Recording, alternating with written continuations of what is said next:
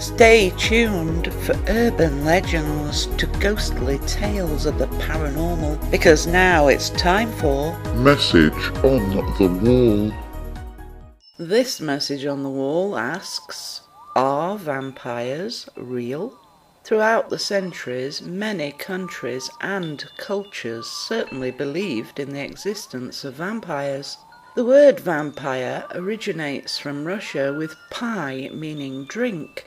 The neo-vampires of today stem from the writings of authors such as Bram Stoker, with the name Dracula still being able to send a shiver down the spine. But earlier cultures believed that it was not only from the bite of a vampire that one would also become a vampire, but the way people lived their lives, how they died, and even their birth, as to whether they would become vampires after death. Anyone who practiced black magic, committed suicide, or those born on a Saturday was vulnerable to becoming a vampire. And then in the era of Catholicism, not only did thousands die in the witch hunts, but anyone excommunicated was also vulnerable to becoming a vampire.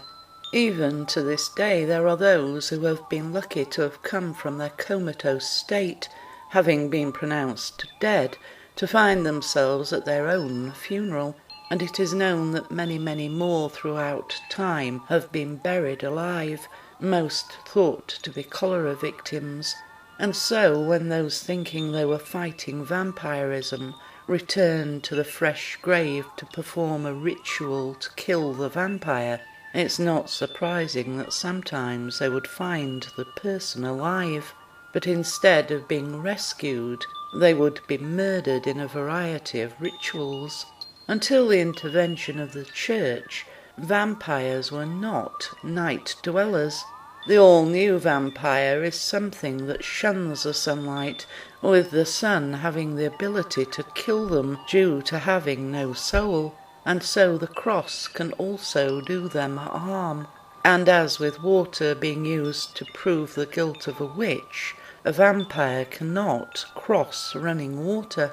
Earlier vampires were thought to be noticeably pale in appearance, having an allergic reaction to sunlight, which today is now known as heliophobia, or more commonly photophobia, which can be brought on by numerous illnesses and conditions, and some poisons such as mercury. Having been a normal person, on becoming a vampire was the gift, or curse, of immortality. The price of this immortality was having to drink the blood of humans or animals to survive, with them remaining the same as they did at death, with no degradation of the body. With the vampire, like the witch, no human was safe, and so they had to be done away with. The most common method of killing a vampire consisted of a gruesome ritual. Finding the vampire in its grave, a stake would be used to pierce the heart, usually made from wood, all except pine, as pine is a symbol of everlasting life as it doesn't shed its leaves. However, the stake wasn't actually a method of killing a vampire, but more to pin it down in the coffin, as excavations have found remains with both wood and metal rods through the stomach and head. Though as a precautionary measure the head would often be decapitated and the heart removed and burnt. Bohemia vampires are thought to have two arts to go with their dual behaviour, as well as eating their burial gowns and veils. And like the werewolf, who of course is human in form until the full moon, when they transform into a wolf, the vampire can also transform into a number of creatures at their disposal. The two most commonly used in the movies, also coming from the Bram Stoker novel, are the bat and the wolf, though in some Slavic regions a vampire could change into a butterfly, remembering that the vampire could go out in daylight. One sign of a vampire is that their possessions are said to move of their own accord. Then there are the eyes that can change colour, Their nails and hair grow much more quickly. And then there are those 2 sharp fangs.